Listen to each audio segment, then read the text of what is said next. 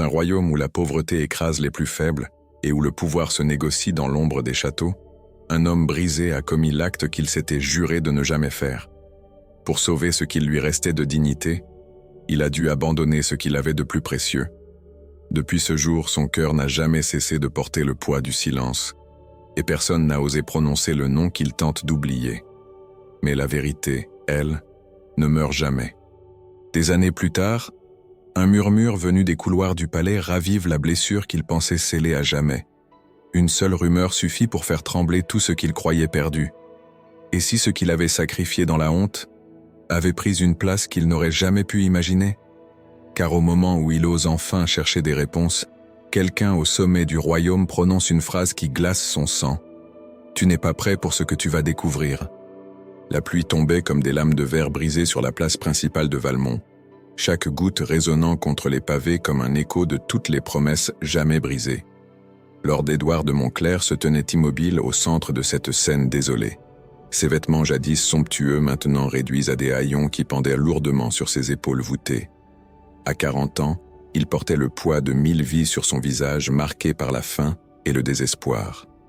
Ses yeux, autrefois fiers et brillants, fixaient maintenant le château illuminé au sommet de la colline avec une intensité qui mélangeait envie, honte et une douleur si profonde qu'elle semblait lui dévorer l'âme de l'intérieur. Derrière lui, enveloppée dans une cape déchirée qui ne parvenait plus à la protéger du froid mordant, se tenait Aliénor, sa fille de 18 ans. Sa beauté était d'une nature qui défiait les circonstances, des cheveux couleur de miel tombant en cascades désordonnées sur ses épaules, des yeux verts comme les forêts profondes de leur domaine perdu, et un visage d'une délicatesse presque irréelle malgré la saleté et la fatigue. Elle tremblait, mais pas uniquement à cause du froid. Quelque chose dans la posture de son père, dans la manière dont ses mains se crispaient et se relâchaient nerveusement, lui disait que cette nuit serait différente de toutes les autres nuits de misère qu'ils avaient endurées. « Père », murmura-t-elle, sa voix à peine audible au-dessus du martèlement de la pluie. « Pourquoi sommes-nous venus ici ?» Édouard ne répondit pas. Il ne pouvait pas. Les mots restaient coincés dans sa gorge comme des pierres. Comment pourrait-il lui expliquer ce qu'il s'apprêtait à faire? Comment pourrait-il regarder ses yeux innocents et lui dire qu'il l'avait amenée ici pour la vendre? Soudain, une voix retentit à travers la place, coupante comme un fouet. « Montclair, Lord Édouard de Montclair, où croyez-vous pouvoir vous cacher ?»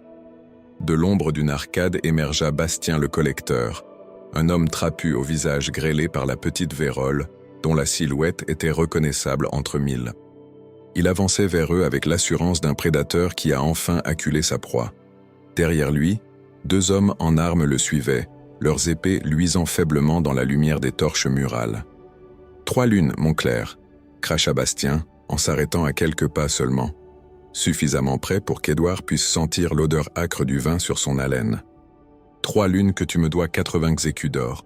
Tu crois que ta noblesse fanée te protège encore? Regarde-toi. Tu n'es plus qu'un mendiant qui porte un nom mort. » Autour d'eux, quelques passants s'étaient arrêtés malgré la pluie, attirés par le spectacle d'un noble humilié publiquement. Leurs murmures formaient un chœur cruel de jugement et de moquerie.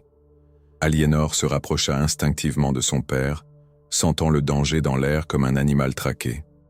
Édouard leva lentement la tête, et dans ses yeux brillait une étincelle de la fierté d'autrefois. « Je suis venu pour régler ma dette. » Bastien éclata d'un rire gras qui résonna dans toute la place. « Régler? Avec quoi? Tes beaux yeux? Ta cape trouée? Ou peut-être ?» Son regard glissa vers Aliénor, et quelque chose de répugnant passa sur son visage. « Peut-être avec cette jolie chose qui se cache derrière toi ?» Édouard se plaça instinctivement devant sa fille, ses poings se serrant malgré sa faiblesse. « Ne l'approche pas. Je vais te payer, je te le jure. J'ai juste besoin de... » « De quoi ?» interrompit Bastien s'avançant encore. « De temps ? Le temps est une denrée que tu as épuisée, Montclair. Demain, à l'aube, mes hommes viendront saisir tout ce qui te reste. Et si tu n'as rien ?» Il laissa sa phrase en suspens, mais la menace était claire comme le cristal. C'est alors qu'une voix profonde, calme mais chargée d'autorité, traversa la tension comme une lame chauffée à blanc. « Cela suffit, Bastien. » Tous se retournèrent. Émergeant de l'obscurité de la rue adjacente, un homme s'avançait avec une démarche qui commandait le respect absolu. C'était capitaine Armand Valois, garde du corps personnel de la famille royale. Un homme de 40 ans dans la fleur de l'âge et de la force. Sa stature était impressionnante, large d'épaules, le visage taillé dans le granit avec une mâchoire carrée et des yeux d'un gris d'acier qui ne laissaient transparaître aucune émotion. Son uniforme de la garde royale, immaculé malgré la pluie, brillait dans l'obscurité avec ses fils d'or et d'argent. Une cicatrice fine traversait sa joue gauche, témoignage silencieux de batailles anciennes. Sa beauté était celle d'un guerrier sculpté par la vie et le devoir, brutal, magnétique, impossible à ignorer. Bastien recula d'un pas, son arrogance fondant instantanément. « Capitaine Valois, je ne faisais que réclamer ce qui m'est dû. Et tu seras payé, » répondit Armand de sa voix grave qui ne tolérait aucune contradiction. Il s'approcha d'Édouard, son regard balayant le noble déchu avec une expression indéchiffrable. « Combien lui doit-il » ? « 80 écus, capitaine, » répondit Bastien rapidement, sentant une opportunité. « Plus les intérêts, cela fait 80 écus, » coupa Armand. Il sortit une bourse de sa ceinture et la lança à Bastien qui l'attrapa maladroitement. « Maintenant disparais. Et si j'entends dire que tu continues à harceler cet homme, ce sera la dernière chose que tu feras de ta misérable vie. » Bastien ne se le fit pas dire 2 fois. Il s'inclina rapidement et disparut dans la nuit avec ses hommes, laissant Édouard, Aliénor et Armand, seuls sous la pluie battante. Les quelques spectateurs, déçus d'avoir perdu leur divertissement, se dispersèrent également. Édouard regardait le capitaine avec un mélange de gratitude et de méfiance. Personne ne faisait de tels gestes sans attendre quelque chose en retour. Sa voix tremblait lorsqu'il parla. « Capitaine, je ne sais comment vous remercier. Je vous promets que je vous rembourserai jusqu'au dernier. » « Il y a une solution, » interrompit Armand, ses yeux fixant maintenant Aliénor avec une intensité qui la fit frissonner. Ce n'était pas un regard de désir, c'était quelque chose de plus froid, de plus calculateur, comme s'il évaluait une pièce sur un échiquier. « Une solution qui effacerait toutes tes dettes et assurerait un avenir à ta fille. » Le cœur d'Édouard se serra douloureusement dans sa poitrine. Il connaissait ce ton. Il savait ce qui allait suivre, même s'il refusait encore de l'accepter. Quelle solution ? Armand se tourna entièrement vers lui, et pour la première fois, quelque chose qui ressemblait presque à de la compassion passa furtivement dans ses yeux. La couronne a besoin de jeunes femmes de bonne naissance pour un service particulier. Ta fille serait prise en charge, nourrie, logée, éduquée. Elle aurait une vie que tu ne peux plus lui offrir. Un service ? Répéta Édouard, sa voix montant malgré lui. Quel genre de service ? Elle est ma fille, pas une prostituée, coupa Armand fermement, et son regard se durcit. Ne m'insulte pas en suggérant une telle chose. C'est un service honorable sous la protection directe de la couronne. Mais c'est un service qui exige un sacrifice. Aliénor sentit ses jambes devenir faibles. Elle comprenait maintenant. Son père l'avait amenée ici pour la donner. Elle voulut crier, s'enfuir, mais ses pieds semblaient cloués au sol pavé. « Père ?» Sa voix était à peine un murmure brisé. « Père, Qu'est-ce qu'il dit ?» Édouard se retourna vers elle, et les larmes qu'il avait retenues pendant des mois, des années peut-être, commencèrent enfin à couler, se mélangeant à la pluie sur son visage. « Aliénor, ma douce Aliénor, pardonne-moi, pardonne à ce père indigne qui ne peut plus te protéger, qui ne peut plus te donner même un toit ou un morceau de pain. Je fais cela parce que je t'aime, comprends-tu ? Parce que je préfère te perdre en sachant que tu es en sécurité, plutôt que de te voir mourir lentement de faim à mes côtés. »« Non !» cria-t-elle enfin, sa voix se brisant en sanglots. « Non, père, je préfère mourir avec vous que d'être vendu comme du bétail. S'il vous plaît, je vous en supplie, ne faites pas ça. » Mais Édouard se détourna, incapable de supporter la vue de sa douleur. Il fit face à Armand, chaque mot lui arrachant un morceau de son âme. « D'accord, j'accepte. Prenez-la.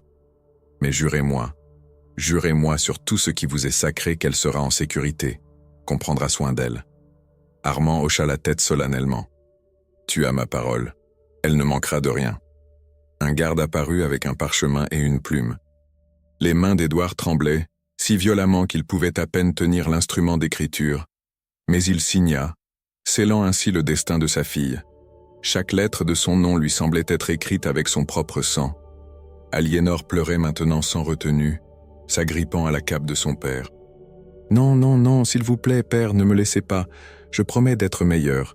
Je promets de ne plus me plaindre de la faim. Je promets... » « Emmène-la, » ordonna Armand à un autre garde qui s'était approché. Mais avant que l'homme ne puisse la toucher, Édouard se retourna une dernière fois et prit sa fille dans ses bras, la serrant si fort qu'il avait l'impression de vouloir fusionner avec elle, de la faire redevenir partie de lui pour ne jamais avoir à la laisser partir. « Je t'aime, » murmura-t-il dans ses cheveux trempés. « Je t'ai toujours aimé, depuis la première seconde où je t'ai tenue dans mes bras. Pardonne-moi, ma fille, pardonne-moi et vis, vis pour nous deux. » Puis, avant que son courage ne l'abandonne complètement, il la repoussa doucement vers les gardes. Aliénor tendit les bras vers lui, ses yeux verts noyés de larmes, sa bouche formant des mots qu'aucun son ne pouvait plus porter. Armand lui-même s'approcha d'elle, et avec une douceur surprenante pour un homme de son envergure, il plaça une cape propre et chaude sur ses épaules. « Viens, jeune fille, ta nouvelle vie commence maintenant. » Alors qu'il commençait à s'éloigner, Édouard tomba à genoux sur les pavés, regardant sa fille disparaître dans la nuit. C'est alors qu'Armand s'arrêta brièvement et revint vers lui. Il se pencha jusqu'à ce que ses lèvres soient près de l'oreille du noble brisé, et il murmura quelque chose qui figea le sang d'Édouard dans ses veines. « Ta fille n'est pas emmenée pour servir, mais pour être oubliée. » Les yeux d'Édouard s'écarquillèrent d'horreur et de confusion, mais avant qu'il ne puisse poser la moindre question, Armand était déjà reparti, emmenant Aliénor vers un destin que même son père ne pouvait plus imaginer. La pluie continuait de tomber, lavant la place de toute trace de ce qui venait de se passer, mais ne pouvant jamais laver la culpabilité qui allait ronger Édouard de Montclair jusqu'à son dernier souffle. L'aube n'était pas encore levée lorsque le convoi quitta Valmont. Aliénor était assise dans une charrette couverte, ses yeux rouges et gonflés fixant le vide devant elle. Elle n'avait plus de larmes à verser, son corps semblait avoir épuisé toute sa capacité à pleurer durant cette nuit atroce. À ses côtés, une servante silencieuse lui avait donné du pain frais et de l'eau, mais la nourriture restait intacte sur ses genoux. Comment pourrait-elle manger quand chaque bouchée lui rappelait le sacrifice de son père? Capitaine Armand Valois chevauchait en tête du petit convoi, sa silhouette imposante se découpant contre le ciel qui s'éclaircissait lentement. Il n'avait pas prononcé un seul mot depuis leur départ, son regard fixé sur la route sinueuse qui s'enfonçait dans les collines boisées. De temps en temps, Aliénor levait les yeux vers lui, cherchant dans son profil sévère une réponse aux 1000 questions qui tourbillonnaient dans son esprit. Que signifiaient ces dernières paroles à son père? Où l'emmenait-il vraiment? Et pourquoi cette sensation glaciale au creux de son estomac lui disait-elle que rien ne serait jamais plus comme avant? La route s'étirait interminablement à travers des forêts anciennes, où les arbres formaient une voûte cathédrale au-dessus d'eux. Les rayons du soleil matinal perçaient à peine à travers l'épais feuillage, créant des jeux d'ombre et de lumière qui donnaient au voyage une qualité presque onirique. Des oiseaux chantaient dans les hauteurs, indifférents au drame qui se jouait en contrebas. Aliénor remarqua des fleurs sauvages qui poussaient le long du chemin, des digitales pourpres, des campanules bleues, et elle se souvint avec une douleur aiguë des jardins de son enfance avant que tout ne s'effondre. « Nous nous arrêterons bientôt pour le repos des chevaux », annonça soudain Armand sans se retourner. Sa voix grave brisa le silence comme une pierre jetée dans un étang immobile. Aliénor voulut répondre, mais sa gorge était trop serrée. Elle hocha simplement la tête, même s'il ne pouvait pas la voir. À la place, elle demanda d'une voix tremblante « Où m'emmenez-vous exactement, capitaine ?» Armand tira sur les rênes de son cheval, ralentissant pour se mettre à la hauteur de la charrette. Pour la première fois depuis leur départ, il la regarda directement dans les yeux. Dans la lumière du matin, elle put voir que ses yeux gris contenaient quelque chose qu'elle n'avait pas remarqué la nuit précédente, une profondeur, une complexité qui suggérait qu'il était plus qu'un simple soldat suivant des ordres. « Au couvent de Sainte-Clotilde », répondit-il finalement. « C'est un lieu sacré à 3 jours de voyage d'ici, niché dans les montagnes du Nord. Tu y seras en sécurité. » « En sécurité de quoi ?» demanda-t-elle avec une pointe d'amertume qu'elle ne put retenir. « De la faim? De la pauvreté? Ou de mon propre père ?» Un muscle tressaillit sur la mâchoire d'Armand, mais il ne répondit pas immédiatement. Il sembla peser ses mots avec soin avant de dire « En sécurité de ce monde cruel qui dévore les innocents. Le couvent n'est pas une prison, Aliénor, c'est un sanctuaire. Un sanctuaire où l'on oublie les gens, » murmura-t-elle, se souvenant de ces paroles énigmatiques à son père. Les yeux d'Armand s'assombrirent, mais il ne nia pas. Au lieu de cela, il éperonna doucement son cheval et reprit sa place en tête du convoi, mettant fin à leur bref échange. Les heures s'écoulaient, comme du miel épais. Ils traversèrent des villages endormis où les paysans commençaient à peine leurs travaux quotidiens, des moulins dont les roues tournaient paresseusement dans les ruisseaux, des champs où le blé ondulait comme une mer dorée sous la brise. Aliénor observait tout cela avec une acuité nouvelle, comme si elle voyait le monde pour la première fois, ou peut-être pour la dernière. Chaque détail se gravait dans sa mémoire. Le rire d'un enfant jouant près d'un puits, l'odeur du pain frais s'échappant d'une boulangerie, le chant d'un forgeron martelant son enclume. Au crépuscule du premier jour, ils établirent un campement près d'une rivière. Armand alluma lui-même le feu, pendant que les gardes s'occupaient des chevaux. La servante prépara un ragoût simple mais nourrissant, et cette fois la faim finit par vaincre la résistance d'Aliénor. Elle mangea lentement, chaque bouchée lui rappelant cruellement que son père, lui, devait probablement se coucher affamé ce soir. « Tu penses à lui ?» dit Armand, s'asseyant en face d'elle de l'autre côté du feu. Ce n'était pas une question. Aliénor hocha la tête, les larmes menaçant de revenir. « Comment peut-on cesser de penser à quelqu'un qui a été toute votre vie ? On ne cesse jamais, » répondit-il avec une douceur surprenante. « On apprend simplement à porter le poids différemment. » Elle leva les yeux vers lui, étonnée par cette vulnérabilité soudaine. « Vous avez perdu quelqu'un ?» Armand regarda les flammes danser et pendant un long moment, Aliénor crut qu'il ne répondrait pas. Puis il dit « J'avais une sœur, jeune, belle, pleine de vie. Elle est morte il y a 15 ans dans des circonstances que je ne peux expliquer. Depuis, chaque décision que je prends, chaque ordre que j'exécute, c'est en pensant à elle, à ce que j'aurais pu faire différemment pour la sauver. Je suis désolé, » murmura Aliénor, et elle le pensait sincèrement. Il hocha la tête en guise de remerciement, puis se leva. « Repose-toi maintenant, les 2 prochains jours seront plus difficiles. La route devient plus escarpée à mesure que nous montons vers les montagnes. » Cette nuit-là, allongée sous une couverture près du feu mourant, Aliénor ne put trouver le sommeil. Elle écoutait les sons de la forêt nocturne, le ululement des hiboux, le bruissement des petits animaux dans les broussailles, le murmure de la rivière, et elle se demanda combien de jeunes filles avant elle avaient de fait ce même voyage. Combien étaient partis de chez elle en pensant qu'elle reviendrait un jour, et combien avaient effectivement disparu, oubliés comme Armand l'avait suggéré. Le 2e jour fut effectivement plus ardu. La route se transforma en un sentier étroit serpentant à flanc de montagne. À leur gauche s'élevaient des parois rocheuses vertigineuses, à leur droite béait un précipice qui semblait n'avoir pas de fond. Aliénor se cramponnait au rebord de la charrette, le cœur battant à chaque cahot, chaque pierre qui roulait sous les roues. C'est au milieu de l'après-midi du 3e jour qu'elle le vit enfin. Perché sur un éperon rocheux comme un aigle surveillant son territoire, se dressait le couvent de Sainte-Clotilde. C'était une structure massive de pierres grises, avec des tours qui griffèrent le ciel, et des murs si épais qu'ils semblaient avoir été construits pour résister à l'éternité elle-même. Aucune fenêtre n'était visible de l'extérieur, seulement des meurtrières étroites qui ressemblaient à des yeux fermés. Un silence pesant émanait du lieu, un silence si profond qu'il semblait absorber tous les sons environnants. Aliénor sentit sa bouche devenir sèche. « C'est là ?» ?»« Oui, » répondit Armand. Et pour la première fois depuis 3 jours, elle décela quelque chose dans sa voix qui ressemblait presque à du regret. Ils approchèrent lentement. Une porte gigantesque en chêne massif barrait l'entrée, renforcée de bandes de fer noir qui formaient des motifs complexes. Armand descendit de cheval et frappa 3 fois avec le pommeau de son épée.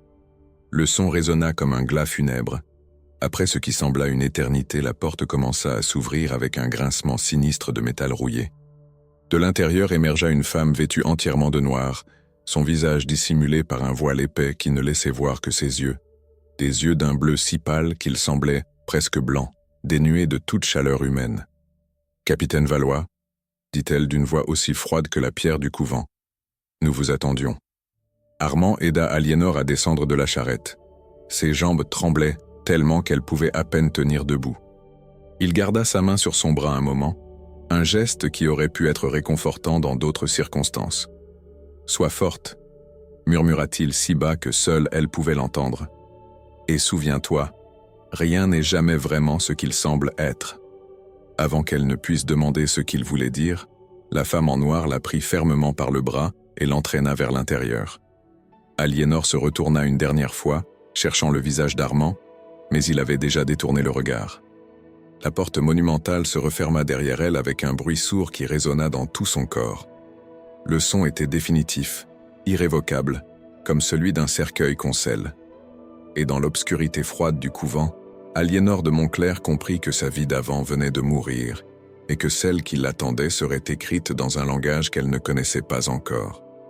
Le silence du couvent était une créature vivante qui dévorait tous les sons, tous les espoirs, toutes les voix. Aliénor avait appris dès les premières heures que parler sans permission était considéré comme une transgression grave, punie par des heures d'isolement dans une cellule si étroite qu'on ne pouvait ni s'asseoir ni s'allonger complètement. Elle avait vu une jeune fille, pas plus âgée qu'elle, en ressortir le regard vide, les lèvres tremblantes, incapable de prononcer un seul mot pendant des jours. Les journées se déroulaient selon un rythme implacable. Levé avant l'aube, prières silencieuses dans la chapelle glaciale où leurs genoux meurtris pressaient contre la pierre froide. Puis venaient les leçons. Comment marcher avec grâce, comment baisser les yeux au bon moment, comment sourire sans montrer les dents, comment disparaître dans une pièce tout en y étant présente.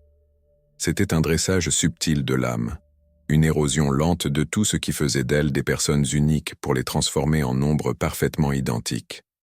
Sœur Mathilde, la femme au voile qui l'avait accueillie, était la maîtresse de cette chorégraphie silencieuse. Ses yeux pâles ne sciaient jamais, et elle semblait capable de détecter la moindre pensée rebelle avant même qu'elle ne prenne forme. Aliénor avait rapidement compris qu'il fallait vider son visage de toute expression, faire de ses traits un masque impénétrable. Mais la nuit, dans le dortoir où dormaient 20 jeunes filles sur des paillasses alignées comme des tombes, Aliénor comptait les pierres du plafond et se demandait combien de temps elle pourrait tenir avant que son esprit ne se brise comme ceux des autres. Certaines filles étaient là depuis des années. Elle le voyait dans leurs yeux morts, dans la manière dont elles bougeaient comme des automates, toute vie aspirée hors d'elle. C'était lors de sa 3e semaine qu'elle remarqua quelque chose d'étrange. Pendant la prière du soir, 3 filles au fond de la chapelle échangeaient des regards rapides, presque imperceptibles. Leurs doigts bougeaient légèrement sur leur chapelet, mais ce n'était pas de la prière. C'était un code. Aliénor, qui avait toujours eu l'œil vif, commença à observer attentivement. Les mêmes 3 filles disparaissaient parfois après le couvre-feu, pour revenir juste avant l'aube, leur visage portant une expression qu'elle n'avait vue sur aucun autre visage ici, de l'espoir. Une nuit, incapable de dormir, Aliénor les vit se lever.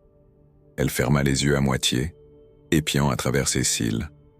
Elle se dirigeait vers le fond du dortoir, là où un vieux tapisserie représentant Sainte Clotilde couvrait le mur. L'une d'elles pressa quelque chose dans la pierre, et un passage s'ouvrit, si discret, si parfaitement camouflé qu'on ne pouvait le voir qu'en le cherchant. Puis elles disparurent dans l'obscurité. Le cœur d'Aliénor battait si fort qu'elle craignait de réveiller les autres. Un groupe secret existait ici, dans ce lieu de silence forcé. Qui était-elle? Que faisait-elle? Et surtout, pourrait-elle l'aider à comprendre ce qui lui arrivait vraiment? Le lendemain, durant la leçon de broderie, une activité censée calmer l'esprit et discipliner les mains, Aliénor se retrouva assise près d'une des 3 filles. Elle avait des cheveux noirs corbeaux et des yeux noisettes qui semblaient contenir plus d'intelligence qu'ils n'auraient dû. Aliénor prit un risque calculé. Tout en brodant, elle laissa tomber son dé à coudre de façon à ce qu'il roule vers la fille. Lorsque celle-ci se pencha pour le ramasser, Aliénor murmura si bas que c'était à peine audible. « Je sais. » Les yeux de la fille s'écarquillèrent imperceptiblement. Elle rendit le dé, et pendant une fraction de seconde, ses doigts pressèrent ceux d'Aliénor. Ce simple contact contenait un message. Patience. Cette nuit-là, alors qu'Aliénor faisait semblant de dormir, quelque chose toucha sa main. Ses yeux s'ouvrirent dans l'obscurité pour voir la fille aux cheveux noirs accroupie près de sa paillasse. Sans un mot, elle glissa quelque chose sous l'oreiller d'Aliénor et disparut comme un fantôme. Aliénor attendit que son cœur cesse de tambouriner avant de chercher sous l'oreiller. Ses doigts rencontrèrent un morceau de parchemin plié. Elle le porta près de la faible lumière de la lune qui filtrait par l'unique fenêtre haute. Les mots étaient griffonnés à la hâte mais lisibles. « Tu n'es pas seul. Il y a une raison à tout cela. Aie confiance. Nous t'observons depuis ton arrivée. Brûle ce message. » Les mains tremblantes, Aliénor déchira le papier en minuscules morceaux et les avala, craignant que même les cendres ne puissent la trahir. Une raison ? Quelle raison pouvait justifier cet emprisonnement déguisé ? Et qui étaient ces nous qui l'observaient ? Les jours suivants furent une torture d'anticipation. Aliénor attendait un signe, un contact, n'importe quoi. Mais rien ne vint. Les trois filles continuaient leur routine comme si rien ne s'était passé. Aliénor commençait à se demander si elle n'avait pas tout imaginé, si le désespoir ne l'avait pas fait sombrer dans une forme de folie. Puis vint la nuit qui allait tout changer. C'était la veille de la Toussaint, et le couvent bourdonnait d'une activité inhabituelle. Des préparatifs étaient en cours pour une cérémonie spéciale.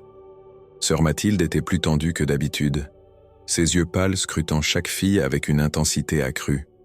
Après le dîner, un bouillon clair et un morceau de pain noir, les filles furent conduites au dortoir, plus tôt que d'habitude. « Dormez », ordonna sœur Mathilde de sa voix sans inflexion. « Demain sera un jour important pour certaines d'entre vous. » Aliénor s'allongea, tous ses sens en alerte. Quelque chose n'allait pas. L'air lui-même semblait chargé d'électricité comme avant un orage. Minuit approchait lorsqu'elle entendit des pas. Pas ceux, légers et furtifs, des trois filles, mais des pas lourds, autoritaires. La porte du dortoir s'ouvrit brutalement. Sœur Mathilde se tenait là, une chandelle à la main, son ombre démesurée dansant sur les murs.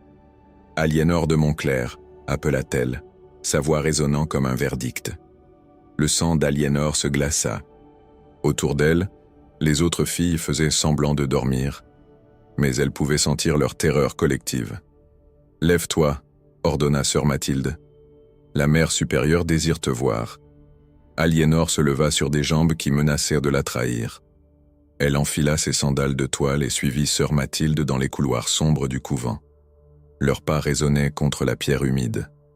Des torches espacées créaient des poches de lumière tremblantes séparées par des abîmes d'obscurité. Elles montèrent un escalier en colimaçon qui semblait ne jamais finir, grimpant toujours plus haut dans l'une des tours. L'air devenait plus froid, plus rare. Finalement, elles s'arrêtèrent devant une porte de bois massif, ornée de symboles étranges, qu'Aliénor ne reconnaissait pas.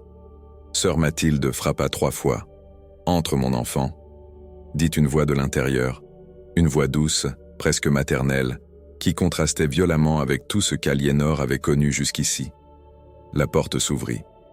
La pièce était circulaire, avec des fenêtres étroites qui offraient une vue vertigineuse sur les montagnes baignées de lune. Des chandelles brûlaient, partout, créant une atmosphère presque chaleureuse.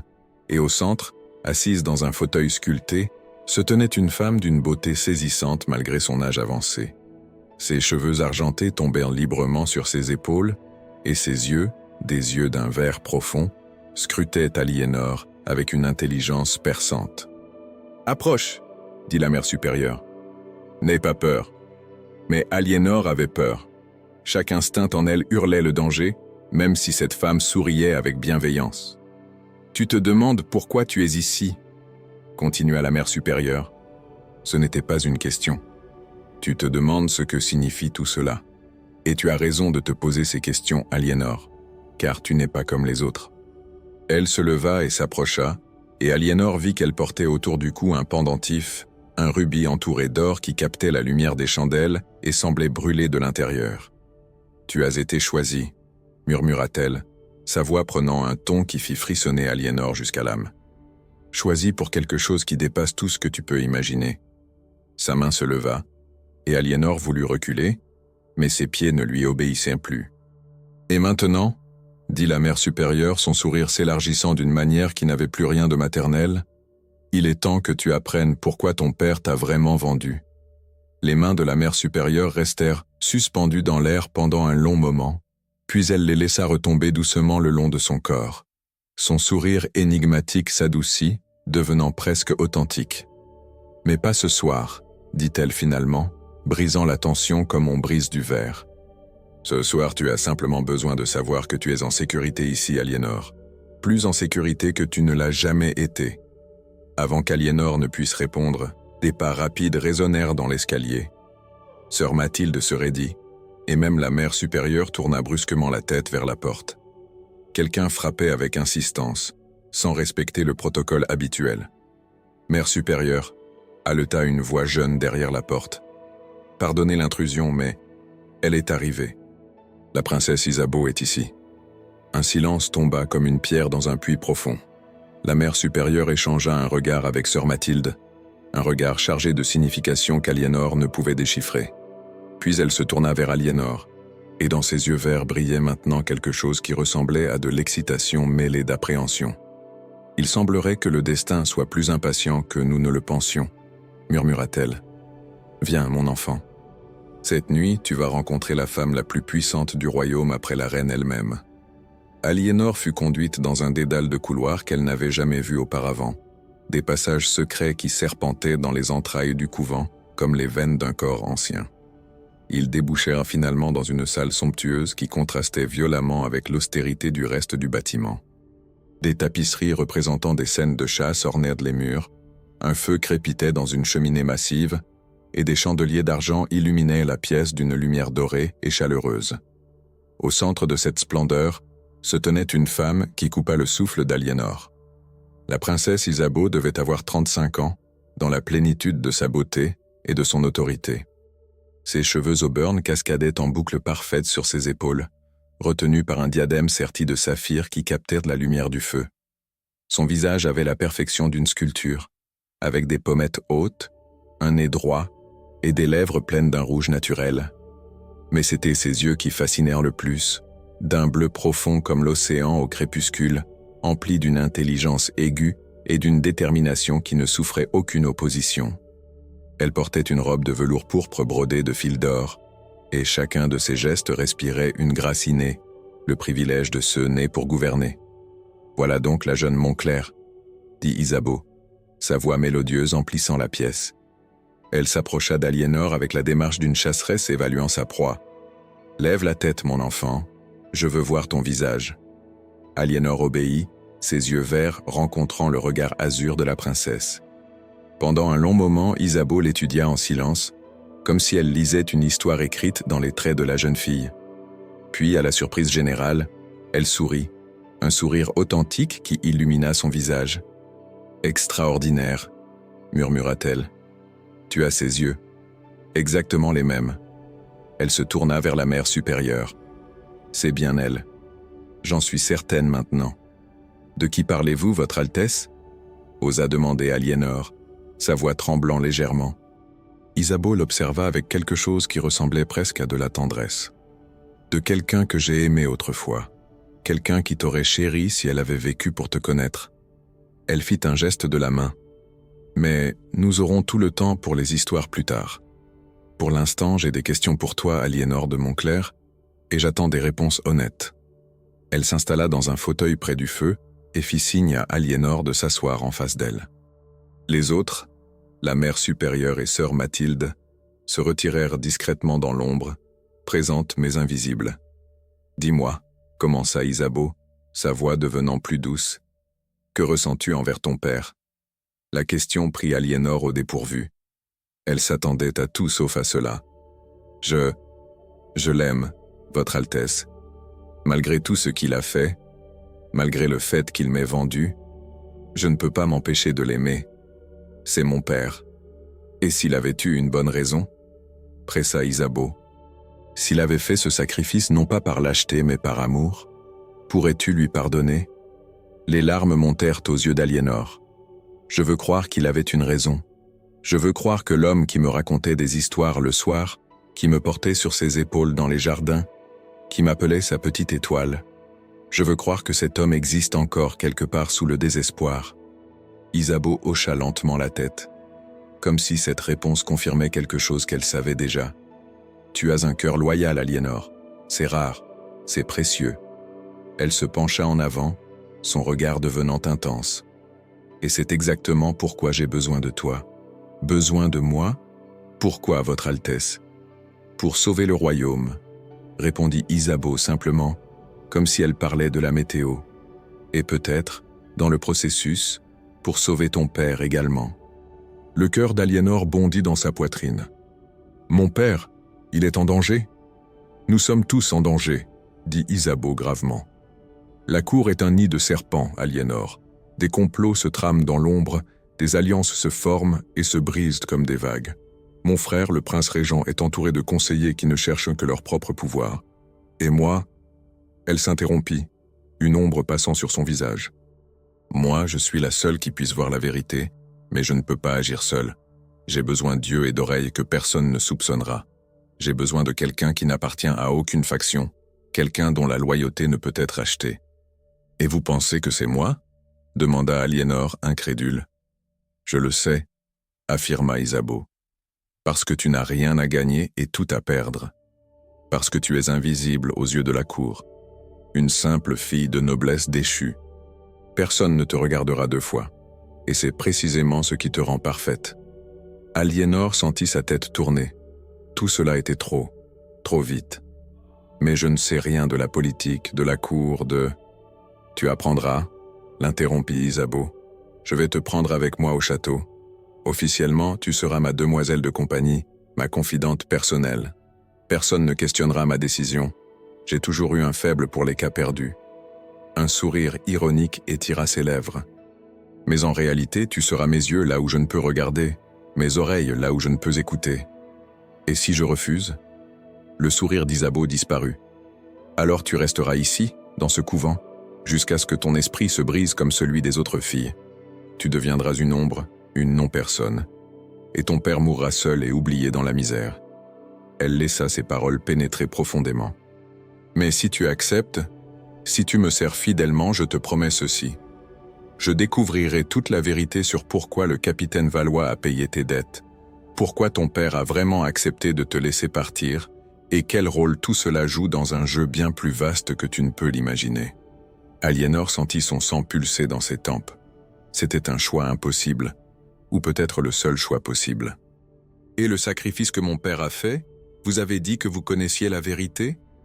Les yeux d'Isabeau brillèrent d'une émotion complexe. Oui, et c'est une vérité qui pourrait détruire des vies ou en sauver des milliers, mais je ne peux te la révéler maintenant, pas avant que tu ne prouves que tu peux être de confiance. Comment puis-je prouver ma confiance si vous ne me faites pas confiance d'abord? Isabeau éclata de rire, un son riche et authentique qui sembla surprendre même la mère supérieure dans l'ombre. Intelligente aussi. Décidément, tu es exactement ce dont j'avais besoin. Elle se leva et posa doucement sa main sur la joue d'Aliénor. Très bien, je vais te faire confiance en premier. Voici ce que tu dois savoir. Ton père ne t'a pas vendu, il t'a sauvé. Et le capitaine Valois n'agissait pas de son propre chef, il suivait mes ordres. Le monde d'Aliénor bascula. Vos ordres? Oui, confirma Isabeau, et dans ses yeux brillait maintenant quelque chose de dangereux, de presque féroce.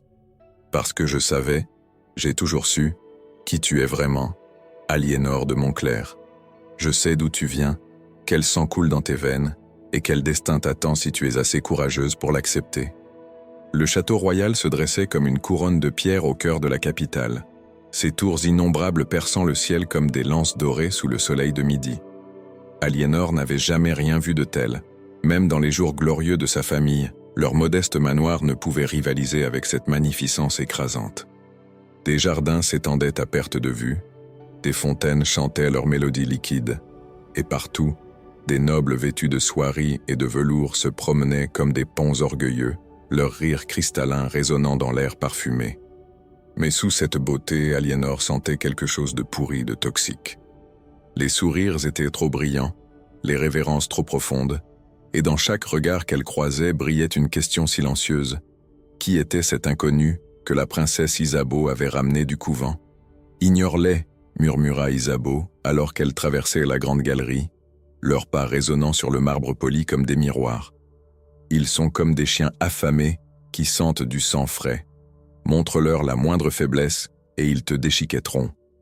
Aliénor hocha la tête, gardant les yeux baissés comme on lui avait appris au couvent.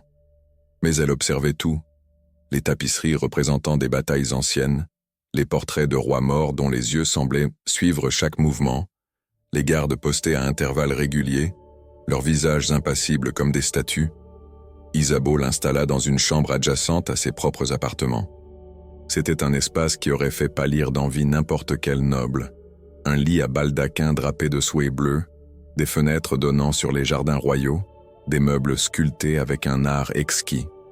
Mais pour Aliénor, c'était une cage dorée, plus insidieuse que les murs de pierre du couvent parce qu'elle masquait sa vraie nature sous une illusion de liberté. Les jours se transformèrent en semaines, et Aliénor apprit rapidement les règles non écrites de la vie à la cour. Elle découvrit que chaque conversation contenait 3 niveaux, ce qui était dit, ce qui était sous-entendu, et ce qui était vraiment signifié. Elle apprit à lire les expressions fugaces qui traversèrent les visages avant que les masques de courtoisie ne se replacent.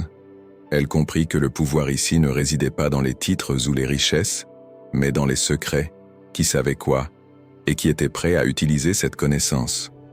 Isabeau l'initiait personnellement, passant des heures chaque soir à lui enseigner les subtilités de la politique de cour.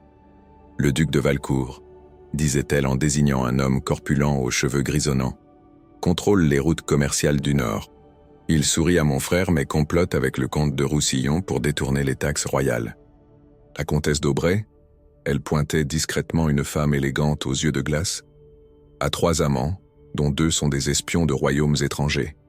Et Lord de Beaumont, sa voix se durcissait, est le plus dangereux de tous, car il ne veut rien d'autre que voir le royaume brûler pour reconstruire sur les cendres. Mais ce qui troublait le plus Aliénor, c'était l'attention que certains membres de la cour portaient à Isabeau. Des regards trop appuyés, des murmures qui s'arrêtaient brusquement quand elle passait, une tension palpable qui électrifiait l'air dès qu'elle entrait dans une pièce. La princesse était admirée, redoutée, mais aussi, et c'était peut-être le plus dangereux, enviée. Un soir, alors qu'Aliénor l'aidait à se préparer pour un banquet, elle osa poser la question qui la rongeait. « Votre Altesse, pourquoi tant de gens semblent-ils vous craindre ?» Isabeau se regardait dans le miroir, ajustant un collier de perles autour de son cou gracieux. Son reflet sourit, mais ses yeux restèrent sombres. « Parce que je refuse de jouer selon leurs règles.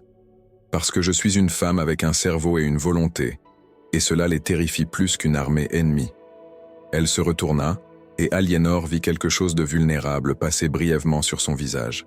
« Et parce qu'ils savent que je connais leurs secrets, tous leurs petits crimes sordides.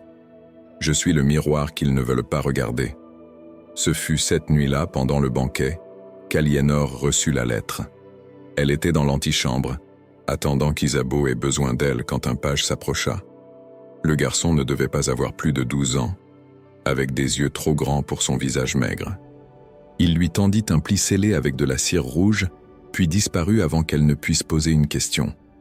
Les mains tremblantes, Aliénor brisa le sceau. L'écriture était irrégulière, presque désespérée. « Il est encore vivant. Ton père vit, mais pas pour longtemps si tu ne fais rien. Cherche la vérité dans les archives du château, dans les registres de l'année de ta naissance.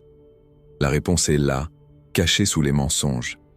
Fais confiance à la princesse, mais méfie-toi de ceux qui l'entourent. L'un d'eux veut sa mort, l'un d'eux veut la tienne. Un ami que tu ne connais pas encore. » Aliénor sentit ses genoux se dérober. Elle se laissa glisser contre le mur, le parchemin serré contre sa poitrine. Son père était vivant, mais en danger. Toujours en danger. Et maintenant elle aussi était menacée. Elle relut la lettre 3 fois, mémorisant chaque mot avant de la déchirer méthodiquement et de jeter les morceaux dans une cheminée proche. Pendant que le papier brûlait, transformant les mots en cendres, une détermination nouvelle s'empara d'elle. Elle devait trouver ses archives. Elle devait découvrir ce que tout le monde semblait savoir sauf elle. Cette nuit-là, incapable de dormir, Aliénor se glissa hors de sa chambre. Le château était différent dans l'obscurité. Les couloirs familiers devenaient des labyrinthes menaçants. Chaque ombre pouvait cacher un espion ou un assassin. Son cœur battait si fort qu'elle craignait qu'on ne l'entende à travers les murs de pierre. Elle trouva la bibliothèque des archives, au 3e étage de l'aile ouest, gardée par une porte massive qu'elle réussit miraculeusement à ouvrir. Quelqu'un l'avait laissée déverrouillée, comme si on l'attendait. À l'intérieur, des rangées infinies d'étagères s'élevaient vers un plafond voûté, chacune remplie de registres poussiéreux qui contenaient les secrets du royaume. Aliénor chercha frénétiquement, guidée uniquement par la faible lumière de la lune filtrant à travers les fenêtres hautes. L'année de sa naissance, 1187. Où était-ce? Ses doigts couraient sur les reliures de cuir craquelé, déchiffrant les dates gravées en lettres d'or effacées. Puis elle le trouva. Un registre plus épais que les autres, relié de cuir noir avec des fermoirs d'argent. Elle l'ouvrit avec des mains tremblantes et commença à parcourir les pages jaunies. Des naissances, des mariages, des morts. La chronique d'une année dans la vie du royaume. Et puis elle vit son nom. Aliénor de Montclair, née le 15 avril 1187. Fille de... Elle s'arrêta net. Quelque chose n'allait pas. Les mots suivants avaient été grattés, effacés avec tant de force que le parchemin était presque troué. Mais à côté, dans une écriture différente, plus petite, presque cachée dans la marge, quelqu'un avait écrit « Voir archives secrètes. Protocole royal. Sans protéger. » Sans protéger, murmura Aliénor pour elle-même. Qu'est-ce que cela signifiait? Cela signifie, dit une voix derrière elle, la faisant sursauter violemment, que tu n'es pas celle que tu crois être. Aliénor se retourna brusquement, le registre tombant de ses mains avec un bruit sourd. Dans l'embrasure de la porte se tenait une silhouette qu'elle reconnut immédiatement malgré l'obscurité. La stature imposante, la démarche de guerrier, les yeux gris d'acier qui semblaient y voir directement dans son âme. Capitaine Armand Valois s'avança dans la lumière lunaire, et pour la première fois depuis qu'elle l'avait rencontré sous la pluie à Valmont, elle vit quelque chose dans ses yeux qui ressemblait à du regret. « Il est temps, dit-il doucement, que tu saches toute la vérité sur qui tu es vraiment, Aliénor, et pourquoi tant de gens mourraient pour t'empêcher de le découvrir. » La capitale vibrait d'une énergie nouvelle ce matin-là, une effervescence qui électrifiait l'air comme avant un orage d'été. Des crieurs publics parcouraient les rues pavées, annonçant l'arrivée imminente d'émissaires étrangers pour les célébrations du solstice d'hiver. Mais Aliénor, debout près de la fenêtre de ses appartements, n'entendait rien de tout cela. Son esprit était encore prisonnier de la nuit précédente, des mots qu'Armand Valois avait prononcés dans la bibliothèque avant qu'ils ne soient interrompus par des gardes en patrouille. « Retrouve-moi aux écuries à l'aube », avait-il murmuré avant de disparaître dans l'ombre comme un fantôme. « Je te dirai tout, mais tu dois venir seul et tu ne dois en parler à personne, même pas à la princesse. » L'aube était déjà passée et Aliénor hésitait encore. Pouvait-elle faire confiance à cet homme qui avait arraché sa vie d'entre les mains de son père? Et pourtant, dans ses yeux gris, elle avait vu quelque chose qui ressemblait à de la sincérité, peut-être même à de la douleur. Un coup léger à sa porte la fit sursauter. « Mademoiselle Aliénor ?» C'était la voix d'une servante. « La princesse Isabeau vous demande. Elle dit que c'est urgent. » Aliénor ajusta rapidement sa robe, une création de soie verte qui faisait ressortir ses yeux, et suivit la servante à travers les couloirs jusqu'aux appartements privés d'Isabeau. Mais en arrivant, elle trouva la princesse dans un état qu'elle ne lui avait jamais vu. Les cheveux décoiffés, le visage pâle, les mains tremblantes alors qu'elle tenait une lettre froissée. « Votre Altesse ?» demanda Aliénor avec inquiétude. « Que s'est-il passé ?» Isabeau leva les yeux et dans son regard bleu océan brillait quelque chose qui ressemblait à de la peur pure. « Il est revenu, » dit-elle d'une voix étranglée. « Ton père, Édouard de Montclair, est arrivé à la capitale hier soir. » Le monde s'arrêta de tourner. Aliénor sentit ses jambes devenir molles. Son cœur s'emballait dans sa poitrine comme un oiseau prisonnier. Mon père? Il est ici? Vivant? Pas seulement vivant, continua Isabeau, se levant pour marcher nerveusement à travers la pièce. Il a été vu rôdant près du palais. Les gardes l'ont repéré 3 fois, mais chaque fois qu'ils ont essayé de l'approcher, il a disparu dans la foule. Elle se tourna vers Aliénor, son expression devenant grave. « Il te cherche, Aliénor. Après tout ce temps, il est revenu pour toi. » Des larmes brûlantes montèrent aux yeux d'Aliénor. Son père, l'homme qui l'avait abandonné, vendu, livré à un destin inconnu. Et pourtant, l'homme qui l'avait porté enfant, qui avait chanté pour elle quand les cauchemars la réveillaient, qui avait été toute sa vie avant que la misère ne les brise tous les deux. « Je dois le voir, murmura-t-elle. Je dois lui parler, comprendre pourquoi. »« Non, coupa Isabeau avec une véhémence qui surprit Aliénor. Tu ne comprends pas. S'il te trouve, si vous êtes vus ensemble, tout ce pourquoi nous avons travaillé s'effondrera. Les gens poseront des questions. Ils commenceront à creuser dans le passé. Et si la vérité éclate maintenant, avant que nous soyons prêtes? » Elle laissa sa phrase en suspens, mais la menace implicite était claire. « Quelle vérité ?» demanda Aliénor, sa voix montant malgré elle. « Tout le monde semble connaître cette vérité sauf moi. Le capitaine Valois parle de sang protégé, vous parlez de destin et de secret, et mon père, mon propre père, se cache dans les ruelles comme un criminel. » Les larmes coulaient maintenant librement sur ses joues. « J'ai le droit de savoir. J'ai le droit de comprendre pourquoi ma vie a été détruite. » Isabeau s'approcha et prit les mains d'Aliénor dans les siennes. Ses doigts étaient froids comme la glace. « Tu as raison, » dit-elle doucement. « Tu as tous les droits. Et je vais tout te dire, mais pas ici, pas maintenant. Ce soir, lors du banquet, je vais m'arranger pour que tu puisses t'éclipser. Valois t'attendra dans la vieille tour est, celle qui donne sur la rivière. Il te racontera tout, l'histoire complète sans omission. » Elle pressa les mains d'Aliénor plus fort. « Mais tu dois me promettre une chose. Quoi que tu apprennes, quoi que tu découvres, tu ne chercheras pas ton père. Pas encore. C'est trop dangereux pour vous deux. » Aliénor voulut protester, mais quelque chose dans les yeux d'Isabeau l'arrêta. C'était de la peur, oui, mais aussi quelque chose d'autre. De la protection, peut-être même de l'amour maternel.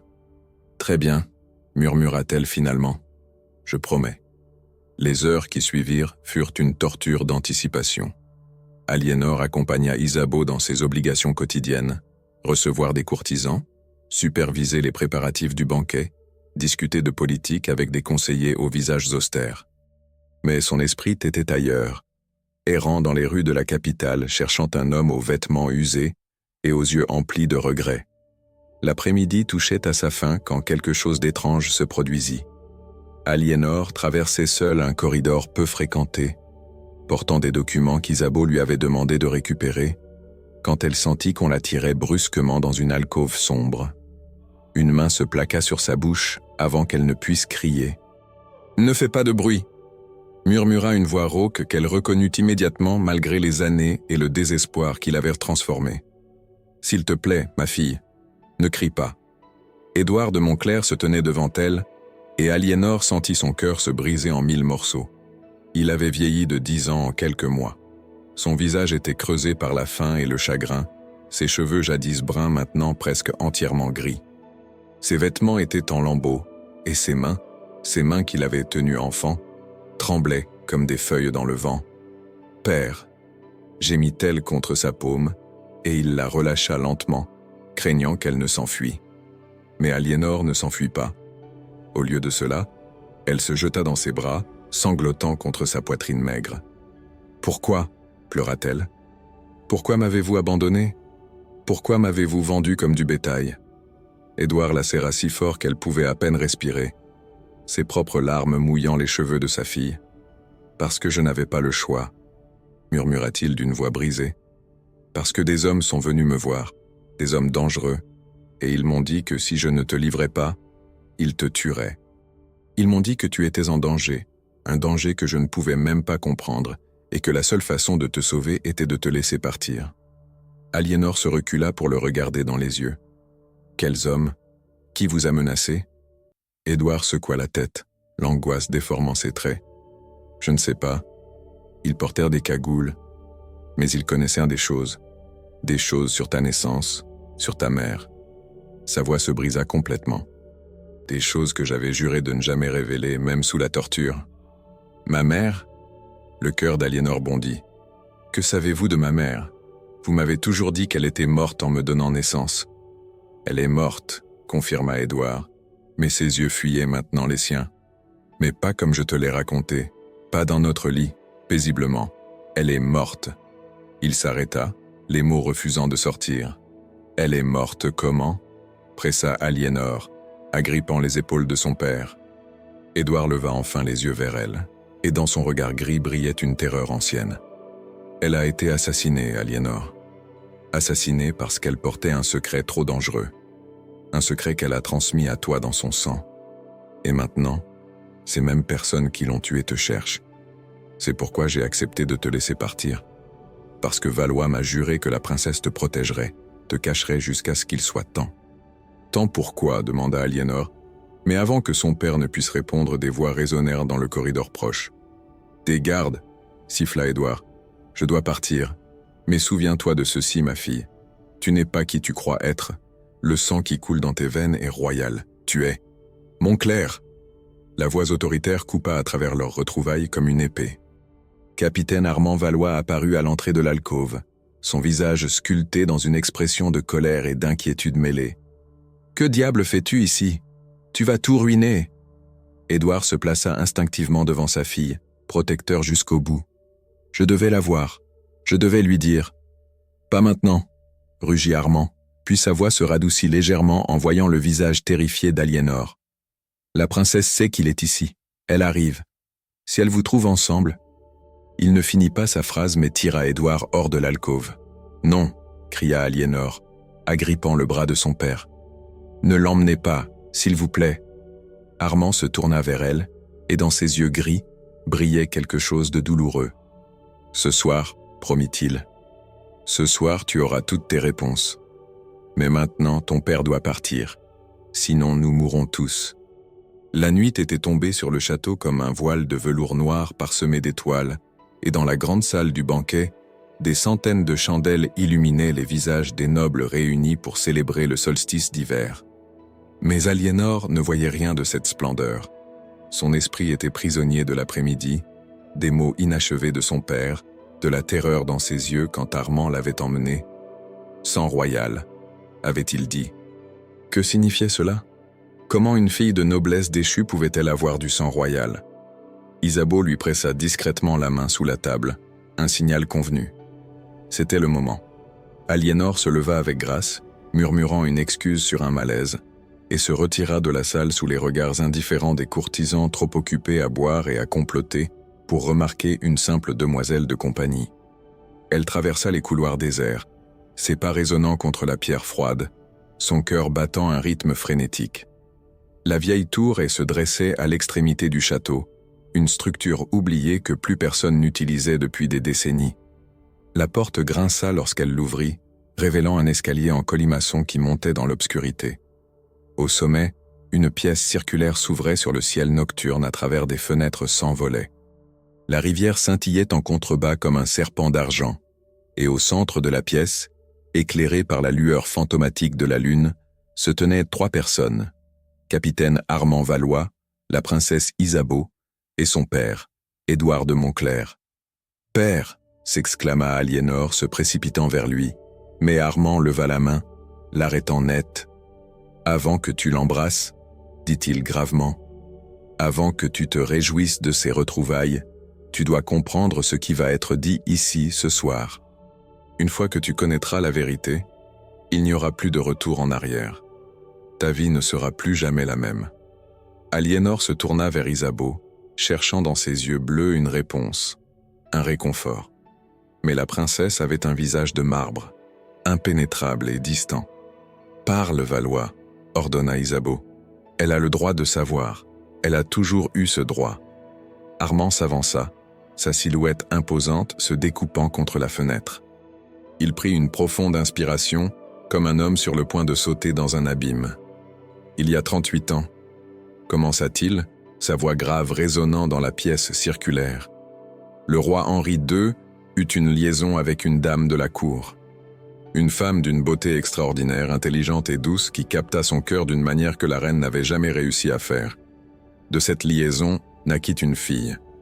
Un enfant illégitime qui représentait un danger politique immense. Aliénor sentit sa bouche devenir sèche. Elle savait où cette histoire menait, mais son esprit refusait de l'accepter. Cet enfant, continua Armand, fut confié secrètement à un noble loyal, un homme de confiance qui jura de l'élever comme sa propre fille, et de ne jamais révéler son véritable héritage. Ses yeux gris se posèrent sur Édouard. Cet homme était Lord Édouard de Montclair. Le monde bascula. Aliénor chancela, et son père se précipita pour la soutenir. « Non, » murmura-t-elle. « Non, ce n'est pas possible. Vous êtes mon père, vous êtes... »« Je suis l'homme qui t'a élevé, » dit Édouard, des larmes coulant sur ses joues creuses. « L'homme qui t'a aimé comme sa propre chair et son propre sang. Mais ta véritable mère était Lady Marguerite de Valmont, la fille illégitime du roi Henri II. Ce qui fait de toi la petite fille d'un roi, » termina Isabeau, s'avançant enfin. Sa voix était douce mais impitoyable. « Ce qui fait de toi, Aliénor, une descendante directe de la lignée royale. Une héritière avec plus de droits au trône que la moitié des nobles qui complotent dans ce château. » Aliénor se laissa tomber sur le sol froid, ses jambes refusant de la porter plus longtemps. « Mais pourquoi me cacher pendant toutes ces années? Pourquoi faire semblant? » « Parce que ta grand-mère, Lady Marguerite, fut assassinée, » dit Isabeau, sa voix se durcissant. « Empoisonnée 3 mois après ta naissance par des agents qui ne voulaient pas qu'une bâtarde menace l'ordre de succession. Et ceux qui l'ont tuée auraient aussi éliminé toute sa descendance s'ils avaient su que tu existais. »« Qui ?» demanda Aliénor, sa voix tremblante de rage et de chagrin. « Qui a tué ma vraie mère ?» Un silence pesant tomba sur la pièce. Les 3 adultes échangèrent des regards, comme s'ils débattaient silencieusement de combien de vérités révélées. « C'est là que l'histoire devient plus sombre, » dit finalement Armand. « Parce que l'ordre est venu de l'intérieur même de la famille royale, de quelqu'un qui craignait que l'existence d'une héritière illégitime ne déstabilise le royaume. »« Mon frère, » murmura Isabeau, et le mot tomba comme une pierre dans un puits sans fond. « Le prince régent Philippe ordonna l'assassinat de ta mère. Et maintenant, 28 ans plus tard, il apprend que tu as survécu, qu'une menace à son pouvoir existe toujours. » Aliénor sentit la bile monter dans sa gorge. « Il sait que je suis vivante ?»« Pas encore, » répondit Armand rapidement. « Mais des rumeurs circulent, des gens posent des questions. C'est pourquoi nous devions t'éloigner de ton père, te cacher au couvent, puis te ramener ici sous la protection d'Isabeau. Si Philippe découvre qui tu es avant que nous soyons prêts, il me tuera, » termina Aliénor, comprenant enfin toute l'horreur de sa situation. « Comme il a tué ma mère. »« Oui, » confirma Isabeau. Elle s'agenouilla devant Aliénor, prenant son visage entre ses mains. « Mais je ne le laisserai pas faire. Ta mère était ma meilleure amie, Aliénor. Marguerite et moi avons grandi ensemble, nous étions comme des sœurs. Quand elle est morte, j'ai juré sur sa tombe que je protégerais son enfant, que je ferais en sorte que son sacrifice ne soit pas vain. » Ses yeux bleus brillaient de larmes retenues. « C'est pourquoi j'ai orchestré tout ceci, ton arrivée au couvent, ton installation au château. Je te préparais pour le moment où tu pourrais enfin réclamer ton héritage. »« Réclamer ?» répéta Aliénor incrédule. « Comment pourrais-je réclamer quoi que ce soit? Je ne suis personne, une bâtarde, et même si j'avais du sang royal, qui me croirait ?» Armand sortit quelque chose de sous son manteau, un médaillon ancien en or et émeraude, serti d'un rubis au centre. « Ceci appartenait à ta mère.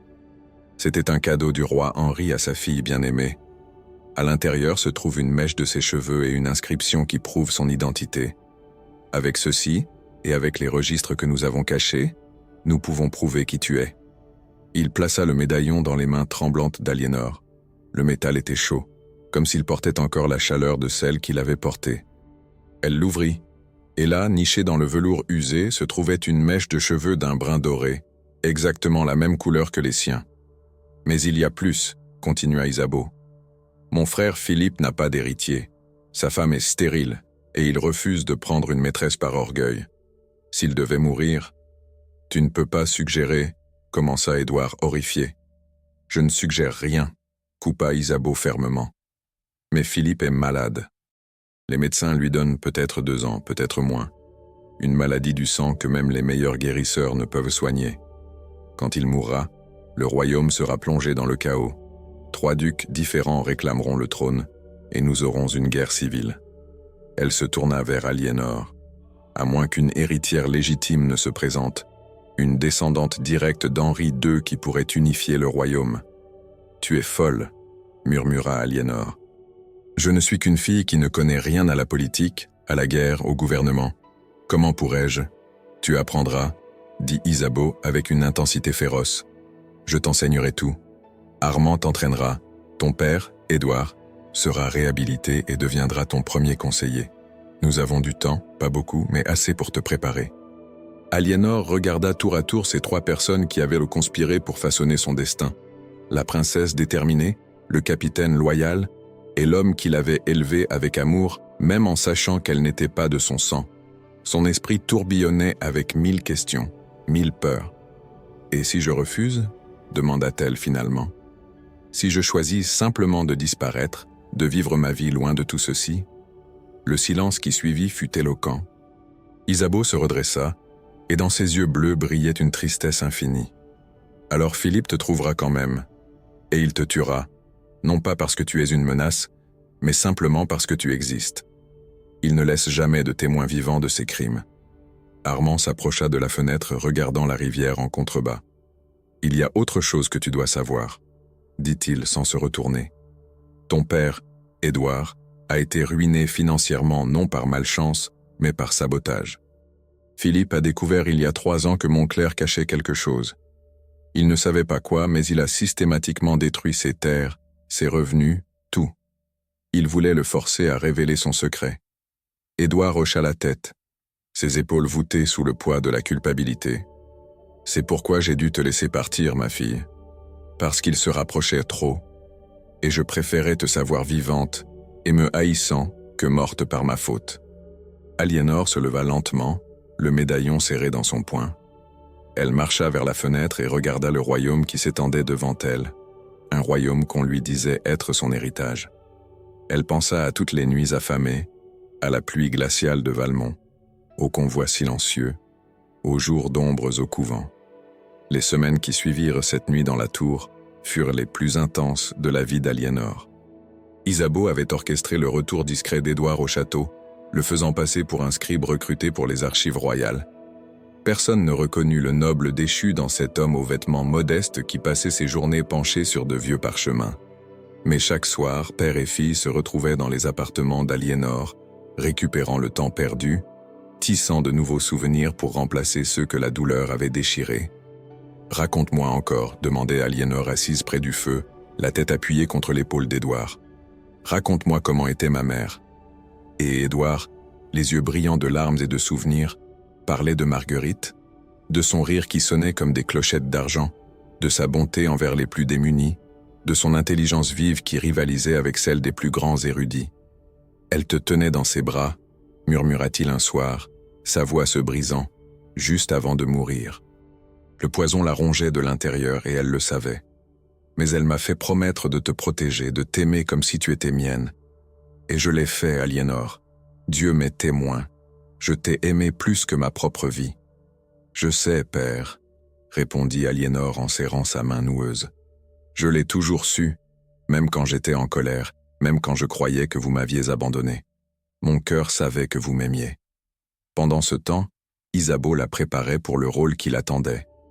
Les leçons devenaient plus intenses.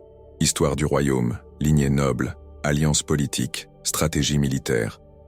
Armand lui enseignait l'art de la défense personnelle, transformant ses mains délicates en armes potentielles. « Une reine doit savoir se protéger », disait-il en corrigeant sa posture. « Les poignards sont souvent cachés sous les sourires. » Et lentement, imperceptiblement, quelque chose changea entre Aliénor et le capitaine. Elle remarqua la façon dont ses yeux gris s'attardaient sur elle plus longtemps que nécessaire, la manière dont il trouvait toujours une excuse pour être près d'elle. Et elle, à son tour, se surprenait à chercher sa présence, à se sentir plus vivante quand il était dans la même pièce. Ce fut une nuit de printemps, 3 mois après les révélations, que tout bascula. Ils s'entraînaient dans la cour privée sous les étoiles, la lune pleine illuminant leurs silhouettes enlacées dans un combat simulé. Armand la faisait tourner, esquiver, riposter, et soudain, elle se retrouva pressée contre lui, sa poitrine haletante contre la sienne, son visage à quelques centimètres du sien. Le temps sembla s'arrêter. Dans ses yeux gris, elle vit quelque chose qu'elle n'avait jamais vu auparavant, un désir brut, une vulnérabilité qui contredisait sa façade de guerrier stoïque. « Aliénor, murmura-t-il, sa voix rauque, je ne devrais pas, nous ne devrions pas. » Mais elle posa un doigt sur ses lèvres, silencieuse. Puis, avec une audace qu'elle ne se connaissait pas, elle se hissa sur la pointe des pieds et l'embrassa. Ce fut d'abord hésitant, presque timide, leurs lèvres se cherchant comme deux âmes perdues dans l'obscurité. Puis Armand gémit sourdement et l'attira plus près, approfondissant le baiser avec une passion qui la fit trembler jusqu'aux os. Ses mains puissantes encadrèrent son visage avec une douceur surprenante, ses pouces caressant ses joues, alors que sa bouche explorait la sienne, avec une intensité qui lui donna le vertige. Aliénor s'accrocha à ses épaules larges, sentant la force contenue dans ses muscles, la chaleur de son corps contre le sien. Le monde autour d'eux disparut, le château, les complots, les dangers. Il n'y avait que cet instant, ce baiser qui scellait quelque chose de profond et d'irrévocable entre eux. Quand ils se séparèrent enfin, tous deux haletants, Armand appuya son front contre le sien. « Je t'aime », murmura-t-il, et ces mots simples portèrent le poids de toutes les choses qu'il n'avait jamais osé dire. « Depuis le jour où je t'ai vu sous la pluie à Valmont, tes yeux verts remplis de larmes et de courage, je t'ai aimé. Je savais que c'était de la folie, qu'un homme comme moi ne méritait pas même de rêver d'une femme comme toi, mais... Tais-toi, murmura-t-elle en l'embrassant à nouveau. Ne dis jamais que tu ne me mérites pas. Tu es l'homme le plus honorable que je connaisse, Armand. Tu m'as sauvé la vie, protégé mon secret, risqué tout pour moi. » Ils restèrent ainsi longtemps, enlacés sous les étoiles, échangeant des baisers et des promesses murmurées. Armand la serrait contre lui comme si elle était la chose la plus précieuse au monde, ses lèvres explorant son front, ses tempes, son cou, avec une dévotion presque religieuse. « Quoi qu'il arrive, dit-il finalement, quelle que soit ta décision concernant le trône, je resterai à tes côtés. Jusqu'à mon dernier souffle, je te protégerai. » Les mois suivants furent une danse délicate entre préparation politique et moments volés d'intimité. Isabeau, qui avait rapidement deviné leur liaison, n'y voyait aucune objection.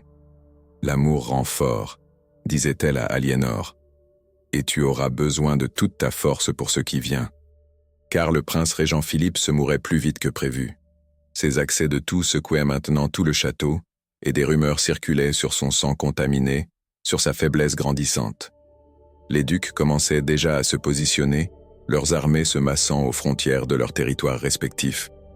Ce fut par une matinée brumeuse d'automne qu'un messager arriva au galop, son cheval écumant, son visage pâle de terreur. « Le prince régent !» cria-t-il en s'effondrant dans la cour. « Il est mort. Philippe est mort. » Le chaos s'empara immédiatement du château. Des nobles couraient dans tous les sens, des serviteurs pleuraient, des gardes prenaient position.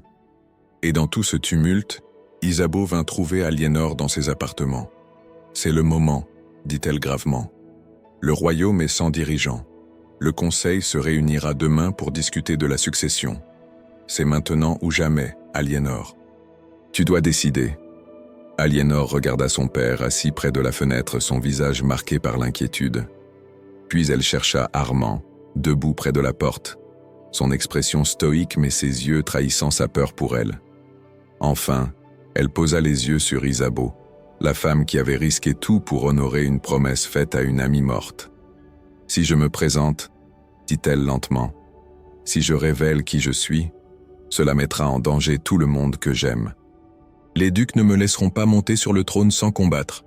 Il y aura du sang, peut-être même la guerre. » « C'est vrai, » acquiesça Isabeau. « Mais si tu ne te présentes pas, la guerre sera inévitable de toute façon. Au moins, avec toi, le royaume a une chance d'unité. » Aliénor ferma les yeux, sentant le poids de la décision l'écraser.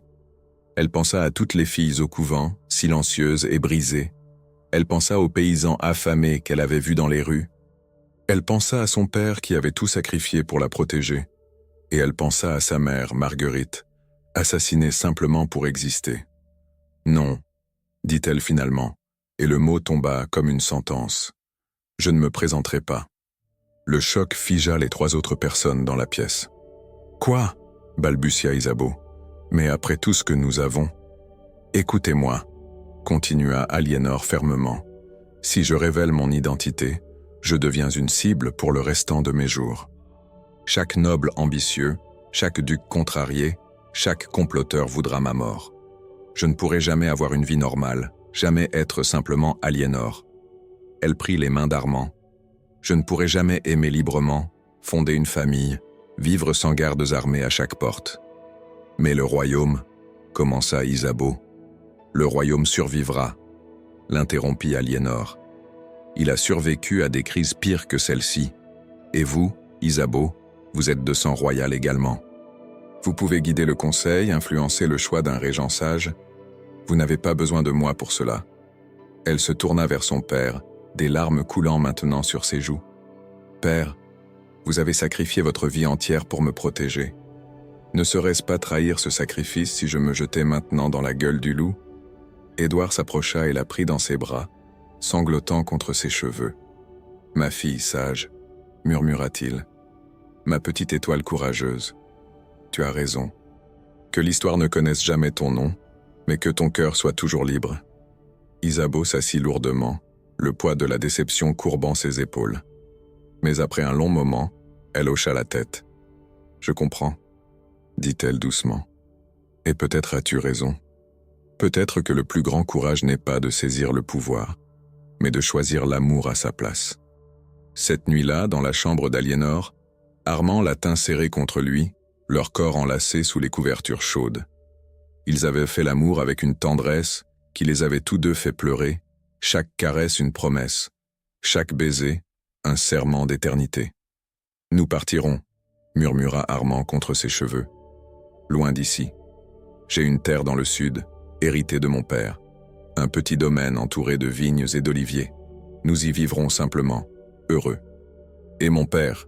demanda Aliénor. « Il viendra avec nous, bien sûr, » sourit Armand. « Nous serons une famille, une vraie famille. » 3 jours plus tard, avant l'aube, 3 silhouettes quittèrent discrètement le château par une porte dérobée. Aliénor ne laissa derrière elle qu'une seule chose, le médaillon de sa mère, qu'elle confia à Isabeau avec un mot. « Gardez-le en sécurité. Un jour, peut-être, quelqu'un d'autre en aura besoin. Mais pas moi.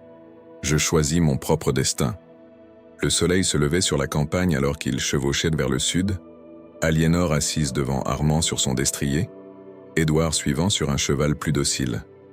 Et pour la première fois depuis cette nuit pluvieuse à Valmont, Aliénor sentit quelque chose qu'elle pensait avoir perdu à jamais. L'espoir. Elle ne serait jamais reine. L'histoire ne chanterait jamais son nom. Mais elle serait libre. Elle serait aimée. Et dans les bras d'Armand Valois, avec son père à ses côtés, elle avait trouvé un royaume bien plus précieux que celui qu'elle avait abandonné, le royaume du cœur.